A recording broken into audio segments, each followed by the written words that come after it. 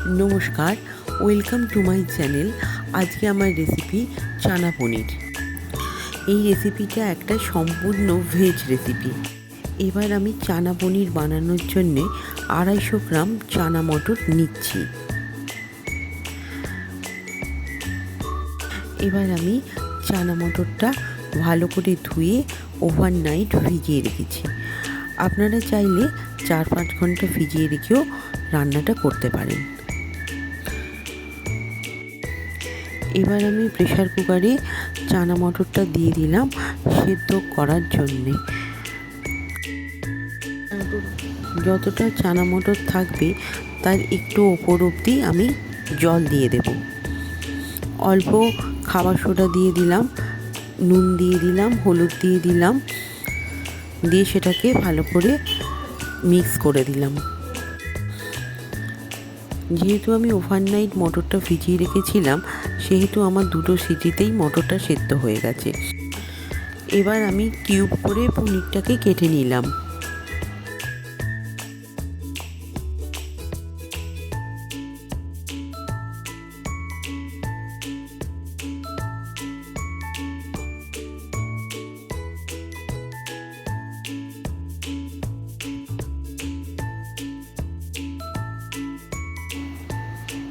এবার পনিরগুলোর ওপরে নুন, মরিচ, কাশ্মীরি লঙ্কার গুঁড়ো ছড়িয়ে দিলাম, দিয়ে সব পনিরগুলোকে ভালো করে মিক্স করে নিলাম সমস্ত মশলার সাথে।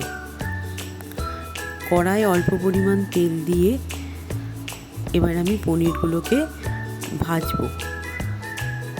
এপিট ওপিট করে সুন্দর করে হালকা লালি কালার করে পনিরগুলোকে ভাজতে হবে। আমি সুন্দর করে ভেজে নিলাম পনিরগুলোকে।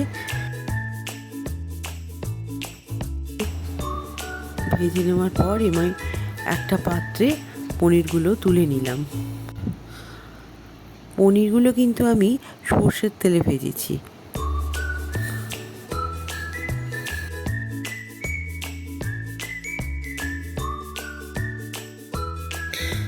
এবার আমি গ্রেভিটা বানানোর জন্যে 2 বড় টমেটো নিয়ে নিলাম, মিক্সিতে নিলাম টমেটোটা, আদা 2 কাঁচা লঙ্কা নিয়ে নিলাম।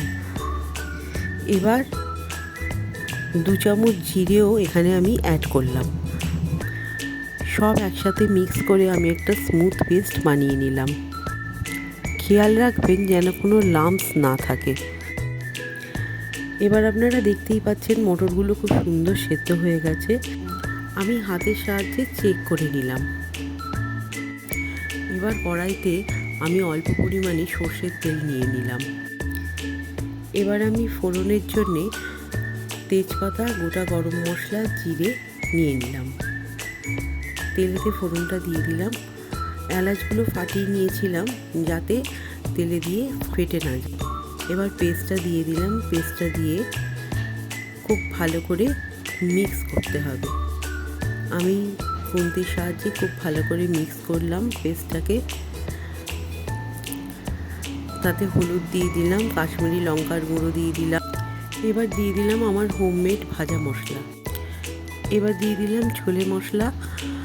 দিয়ে খুব ভালো করে গ্রেভিটাকে আমি মশলার সাথে মিক্স করে নিলাম। মশলাটা ভালো করে কষিয়ে নেওয়ার পর যখন একটা সুন্দর কালার এসে যাবে তখন আমি সেদ্ধ করা চানা মটরটা দিয়ে দেব। দিয়ে চানা মটরটার সাথে মশলাটাকে ভালো করে মিক্স করে নেব খুন্তির সাহায্যে। আপনারা দেখতেই পাচ্ছেন খুব সুন্দর একটা কালার এসে গেছে। এবার পনিরগুলো দিয়ে দেব, দিয়ে ভালো করে মিক্স করে নেব। সব একসাথে মশলার সাথে মটর পনির ভালো করে মিক্স করে নিতে হবে।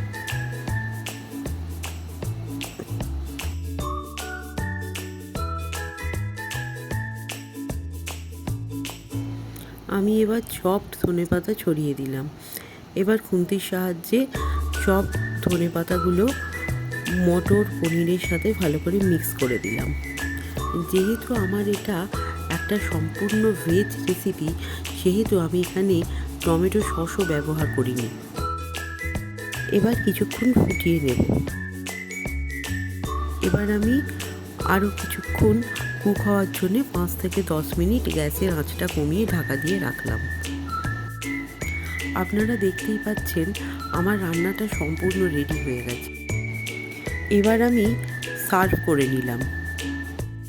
আমার এই ভিডিওটা আপনাদের ভালো লাগলে আমার এই ভিডিওটাকে লাইক শেয়ার করে আমার চ্যানেলটাকে সাবস্ক্রাইব করে সাথে থাকবেন। অবশ্যই আপনারা এই রেসিপিটা ট্রাই করবেন আর কমেন্ট করে জানাতে ভুলবেন না আপনাদের এই রেসিপিটা আমার কেমন লাগলো। খুব শীঘ্রই আমি একটা নতুন রেসিপি নিয়ে আবার আসবো। সবাই ভালো থাকবেন।